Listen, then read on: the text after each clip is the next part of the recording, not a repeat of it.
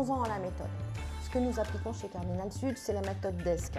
Vous en avez certainement entendu parler, on a une petite particularité chez nous. Le D, c'est pour décrire la situation. C'est extrêmement factuel. Il s'est passé tel jour, telle chose, avec telle personne, à tel endroit, et donc c'est extrêmement clinique, on pourrait dire finalement. Je décris les faits parce que les faits ne sont pas contestables.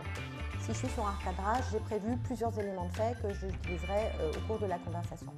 Deuxième chose, j'exprime mon ressenti. Qu'est-ce que ça me fait à moi, la situation? Je suis peut-être très fière du travail accompli par mon collaborateur quand je félicite. Je peux être éventuellement un peu déçue ou agacée parce que je suis dans un recadrage et que ça fait 3 fois qu'on se parle des mêmes choses. Ensuite, je vais demander à mon collaborateur de s'exprimer et je vais lui demander à lui ce qu'il pense de la situation. Pourquoi je l'écoute? Parce qu'il me donne sa vision de la situation et que peut-être je vais apprendre quelque chose que je n'avais pas en tête, qui sera utile pour la suite de l'échange.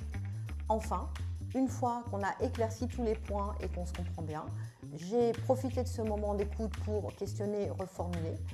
On va sur la suggestion des solutions. Plus vous incitez votre collaborateur à suggérer la solution, plus vous avez de chances qu'il l'applique parce que la solution viendra de lui. Ça, c'est vraiment un point important et d'être ouvert aux suggestions de votre collaborateur. Terminer par la conclusion. Mais sur quoi je conclue?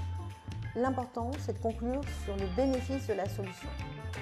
Tu vois, si on fait ça comme ça maintenant, on va pouvoir continuer à avoir de bons résultats. Félicitations. Si on applique cette règle correctement, on n'aura plus besoin de se voir pour ça et on pourra peut-être aller sur du développement, recentrage, recadrage. Attention, à la fin du feedback, ce n'est pas tout à fait fini.